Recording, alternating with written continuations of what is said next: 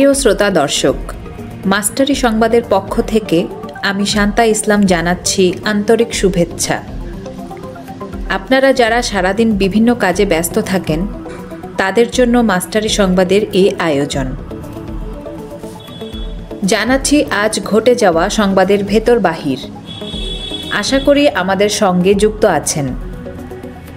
জানুন আজকের বিশেষ বিশেষ সংবাদ।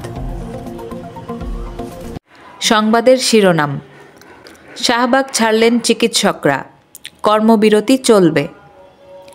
হাসিনা জয়ের বিরুদ্ধে দুদকের অনুসন্ধান শুরু। গাজীপুরে বোতাম কারখানায় ভয়াবহ আগুন।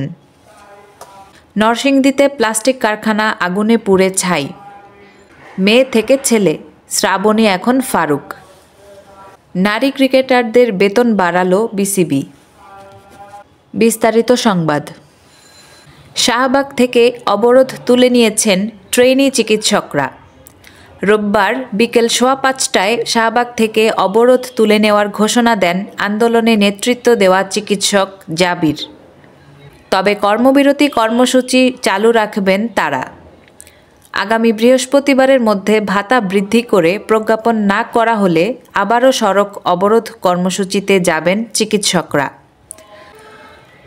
যুক্তরাষ্ট্র ও লন্ডনে $৩০০ মিলিয়ন পাচারের অভিযোগে সাবেক প্রধানমন্ত্রী শেখ হাসিনা ও তার ছেলে সজীব ওয়াজেদ জয়ের বিরুদ্ধে অনুসন্ধান শুরু করেছে দুর্নীতি দমন কমিশন দুদক।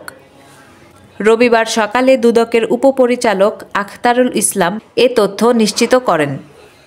আখতারুল ইসলাম বলেন, সাবেক প্রধানমন্ত্রী ও তার ছেলের বিরুদ্ধে বিদেশে টাকা পাচারের বিষয়টি অনুসন্ধান শুরু হয়েছে। দুদক সূত্র জানিয়েছে, রূপপুর পারমাণবিক বিদ্যুৎ প্রকল্প, বিশেষ আশ্রয়ন প্রকল্প, বেপচা সহ ৯টি প্রকল্পে এসব অনিয়ম দুর্নীতি হয়েছে। গাজীপুরের শ্রীপুরে একটি বোতাম তৈরির কারখানায় ভয়াবহ অগ্নিকাণ্ডের ঘটনা ঘটেছে। ফায়ার সার্ভিসের ৭টি ইউনিট আগুন নিয়ন্ত্রণে কাজ শুরু করেছে।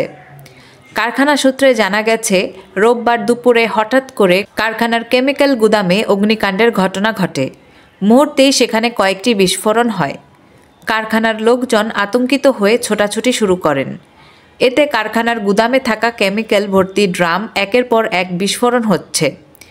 গাজীপুর ফায়ার সার্ভিসের উপসহকারী পরিচালক মোহাম্মদ আল মামুন বলেন, আগুন নিয়ন্ত্রণে ফায়ার সার্ভিসের ৭টি ইউনিট এরই মধ্যে কাজে যোগ দিয়েছে। কেমিক্যাল থাকায় আগুন নিয়ন্ত্রণে। নরসিংদীর শিবপুরে Karnaphuli master batch and plastic কারখানায় ভয়াবহ আগুনের ঘটনা ঘটেছে। রোববার দুপুর ১:৩০ দিকে এ ঘটনা ঘটে। কারখানার ইনচার্জ মোহাম্মদ মাহিন আলম ঘটনার সত্যতা নিশ্চিত করে বলেন, বৈদ্যুতিক শর্ট সার্কিট থেকে আগুনের সূত্রপাত হয়। নিজেদের চেষ্টায় আগুন নেভানোর চেষ্টা করে ফায়ার সার্ভিসকে খবর দিই। শিবপুর ফায়ার সার্ভিস কর্মীরা আগুন নেভাতে এসে তাদের যান্ত্রিক ত্রুটি দেখা দিলে কাজ বন্ধ হয়ে যায়। পরে নরসিংদী সদরের ফায়ার সার্ভিসের ২টি ইউনিট ঘটনাস্থলে এসে ১ ঘণ্টা চেষ্টা করে আগুন নিয়ন্ত্রণে আনে। ততক্ষণে সব পুড়ে ছাই হয়ে যায়। বগুড়ার ধুনট উপজেলার সরুগ্রাম উচ্চ বিদ্যালয়ের ৭ম শ্রেণীর ছাত্রী শ্রাবণী আক্তার খুশি। প্রায় ১ বছর আগে থেকে শরীরে পরিবর্তন লক্ষ্য করে সে। এক পর্যায়ে ছেলেতে রূপান্তরিত হয় সে। উপজেলার কালেরপাড়া ইউনিয়নের সরুগ্রাম পূর্বপাড়া এলাকার কৃষক খোকন মিয়ার বড় মেয়ে ছিল শ্রাবণী। মেয়ে থেকে ছেলে হওয়ার পর তার নাম রাখা হয়েছে ওমর ফারুক। বিষয়টি জানাজানি হলে দলে দলে মানুষ তাকে এক নজর দেখতে তার বাড়িতে ভিড় জমাচ্ছে। এ ঘটনায় খুশি শ্রাবণীর মা বাবা। নতুন সভাপতি ফারুক আহমেদের নেতৃত্বে বোর্ডের ধারাবাহিক সভায় নেওয়া সিদ্ধান্ত অনুযায়ী নারী ক্রিকেটারদের বেতন, ম্যাচ ফি এবং উইনিং বোনাস বাড়ানোর ঘোষণা দিয়েছে বিসিবি। ২০২৪-২৫ মৌসুম থেকে নারী দলের কেন্দ্রীয় চুক্তিতে থাকা ক্রিকেটারদের জন্য নতুন বেতন কাঠামো কার্যকর হবে। ক্রীড়াভিত্তিক সংবাদ মাধ্যম ক্রিকবাজের প্রতিবেদন অনুযায়ী এ ও বি ক্যাটাগরির ক্রিকেটারদের বেতন মাসে ২০,০০০ টাকা করে বৃদ্ধি পাচ্ছে।